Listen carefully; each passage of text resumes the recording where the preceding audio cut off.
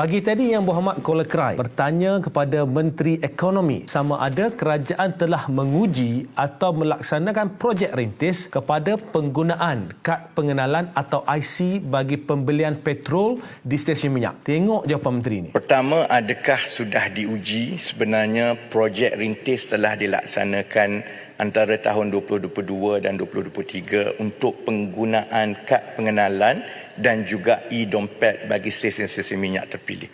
Jadi ia telah pun diuji. Petang tadi, Kuala Krai bertanya soalan yang hampir sama tetapi lebih terperinci. Kali ini kepada Menteri Keuangan kedua. Tengok soalan Kuala Krai.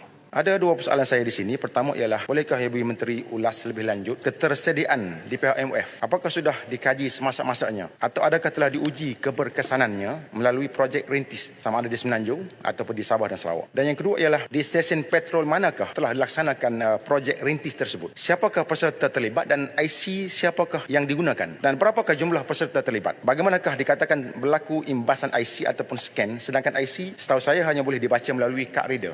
Ini jawapan Menteri.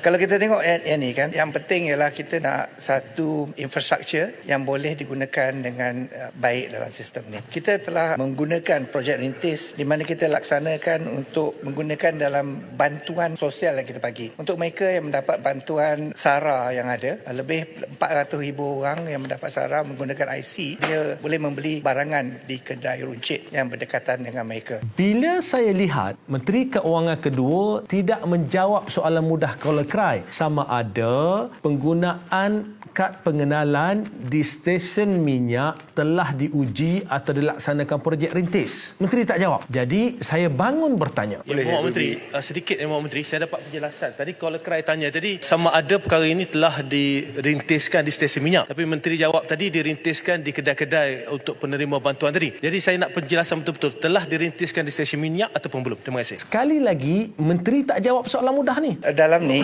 yang pentingnya kita baru cuba dengan apa yang kita dah ada dalam sistem ada. Apa yang saya boleh pastikan untuk sistem SARA, kita dah buat, kita dah pakai IC. Saya tahu soalannya pasal stesen minyak ya. Tapi yang pentingnya ialah apa yang kita nak buat sekarang, yang kita nak memastikan bila kita migrate yang ni ke dalam sistem minyak, ia jalan dengan lancar. Saya pun bangun sekali lagi bertanya. Agree proses yang kita akan pakai. Pendek masih belum dirintiskan di stesen minyak. Menteri, pendeknya telah dirintis di stesen minyak ataupun belum? That's it. Kita test benda-benda lain dekat stesen minyak. Akhirnya Menteri kata kita test benda-benda lain di stesen minyak.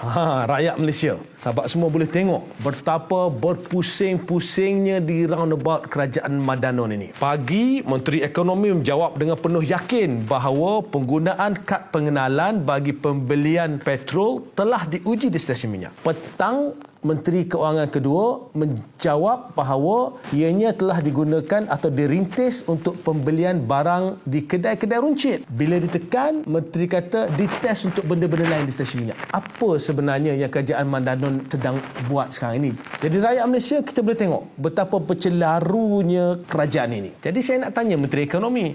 Pagi tadi jawab kata dah buat. Menteri Keuangan kata buat kat kedai runcit. Korang buat apa sebenarnya? Cerita yang betul lah, cerita.